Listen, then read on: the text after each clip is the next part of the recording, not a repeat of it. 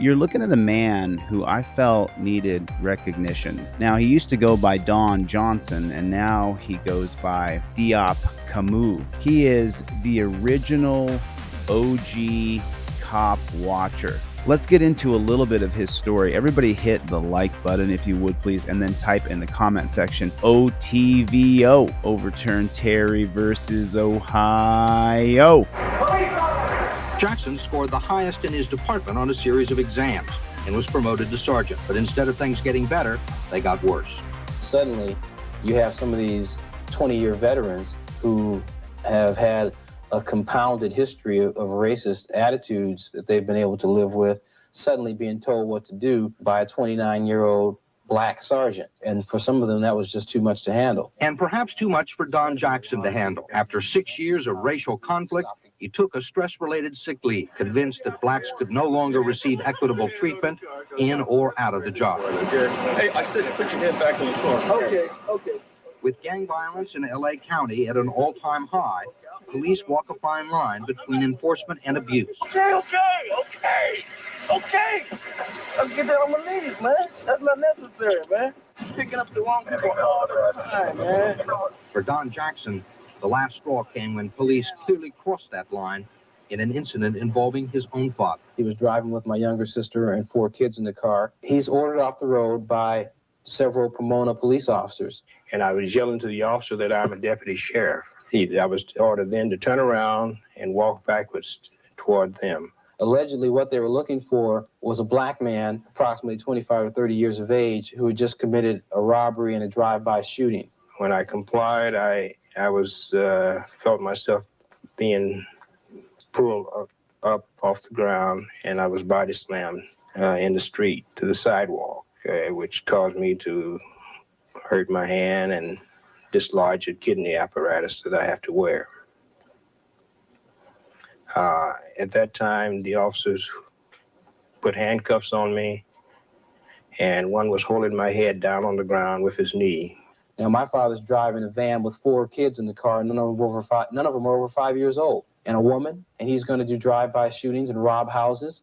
When they did find my identification, they uncuffed me, and they told me that I should understand that I'm a police officer, that this is part of police work. Did you understand? No, I didn't understand. Were the kids visible? Oh, yeah, they were visible. They were in shock. They don't even want to ride anywhere with my father in a car because that's the impact that it's had on them.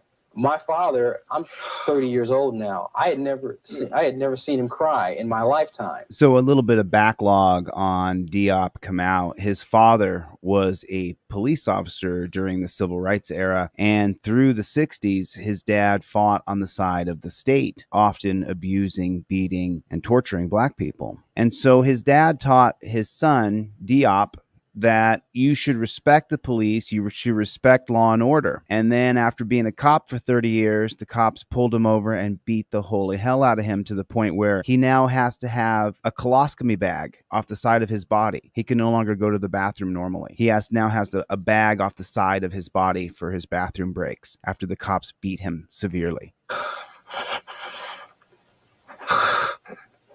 You have to excuse me.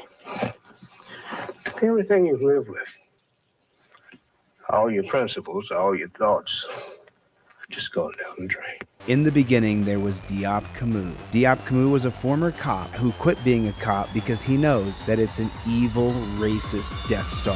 Diop quit, and he became one of the first ever cop watchers. Put that down, please. The camera? You don't have any weapons on you, do you? I have no weapons. I wonder why you're approaching me, sir. I'm not approaching you. I'm backing up. I'm not touching you. I'm going to stand on a lighted street. I'm going to come over. I'm standing right here. Last year, to test citizens' complaints that cops routinely targeted blacks for illegal stops, Kamau is on the beat in Beverly Hills, California. Am I under arrest? No, sir. Am I being detained? Well, I'm going to stop. I'm going to write you a couple violations I see on your truck, okay? After initially saying he would issue some traffic tickets, this officer lets Kamau go. In a separate incident, just like in Long Beach, the Beverly Hills police pulled Kamau's partner and chief investigator Paul Parker over because they say he is weaving in traffic. Basically, again, they're lying. Officers order Paul out of the car and begin searching him. Kamau moves in with his camera. Are you with them? That's really none of your business, and I don't have to answer that question. You turn that light Oh, I'll tell you what. Oh, wait a minute. I'll turn the light out. You don't you dare be telling this man what to do. You'll be interfering with us, and I will take you to jail. All right? Do what you have to do. Now, he grabbed my camera, which is my property. That's one thing. I'm stepping back out of your way, and I'm not answering any questions. Turn that light off. Okay. Well, I'll tell you what. I'll turn the light out, and what I'll do is I'll step into some... Oh, you're hitting me now? No. You just put your arm on me. The second point is he stepped to the one side and he pushed me. Once an officer feels entitled to push, he could get his baton out, he could use a taser on me, he could spray me with mace. Let's listen to how Diop, Kamau, how his resolve doubles and triples the more he's pushed around by the police. And you said you were going to, what, throw my ass in jail? Was that what you said to me? If he does that, then what? Diop Kamau is a man on a personal crusade. Now, what's your name, officer? Some might say too personal. And why'd you put me over? The mission is to bring the police and individual police officers back in concert with the law. Because I honestly believe that they're writing their own law. They're writing their own rules. Okay, I got you. Give me He puts his body and his camera lens out there. Okay, he's in, and I don't hear anything just yet. Bad cops, beware. Kamau wants you to know he's watching you. What do you say to the person that says, leave the cops alone? If I could leave it for the police to take care of the problem of police brutality, I wouldn't be on the streets. But the police have done a dismal job in correcting misconduct. Kamau's controversial methods have brought out into the open some moments that police probably would rather no one saw. They got us. Everybody's cleared. Like what happened in 1989 on this street in Long Beach, California. Kamau's work on this night became a national story. The car is stopped, officers later said, for allegedly weaving. We never changed lanes. We never touched the margin lines. We're driving straight as an arrow. Kamau was in the passenger seat. And when he got out of the car to talk to the cop, hidden cameras were rolling. Nah, man, what's the deal? This is the view from street level. Hey, come over here. For what? Because I'm telling you to, that's why. A simple traffic stop suddenly escalates into screaming and violence. Put your hands on your head now. Why? Do it now because I'm telling you to. We started escalating the events to a much higher level than they needed to be. Hands on your head, turn around. I don't have a weapon. Now what's happening I here? now comply, and now he slams me into the window. And after they put the handcuffs on, When he took me over to the hood of the car and bashed my head into the hood of the car. just minutes after being stopped, Kamau is taken into custody. Charged with resisting arrest and assaulting a police officer. Turn around and put your hands on your head now. Official report of the incident, police described Kamau as being in a fighting stance and cursing. Hands on your head, turn around. It was Kamau, they said, who broke the window, his forward lunge as the officer was trying to restrain him. The slam into the hood of the car, just part of a pat-down search, the report says. These pictures seem to tell a different story of the incident, but they also show why Kamau brings controversy onto himself wherever he goes. And you notice he had the old school cameras. He had to go out and buy one of those cameras. When they say hidden cameras, they're not talking about the GoPros of today. Kamau dedicated himself. Why did he do it? 1987, my father was stopped by police officers. He's driving with my younger sister and 4 kids in the car, and they get pulled over at gunpoint. 67 years old. He tells them he's a police officer. They lifted him up in the air and body slammed him and basically stomped him until his police ID fell out of his back pocket. And when they finished, they never even apologized. They told him he should understand. He's a cop, brush it off and go on your way. But for Kamau, there was no brushing off this incident. He stopped being a believer and became instead a vocal, some would say strident critic of the police. He quit the force and with his camera vowed to reveal the abuse that he says has always been hidden. And at first, Kamau's father was critical of his son's open defiance. He had always burned quietly inside from the effects of racism. He told me that I was thin-skinned, that I probably couldn't take it the way he took it. Is he right? Yes, he's right. He's right. And I told him, yeah, you're right, but I have a right not to want to put up with racism. I have a right to do something about it.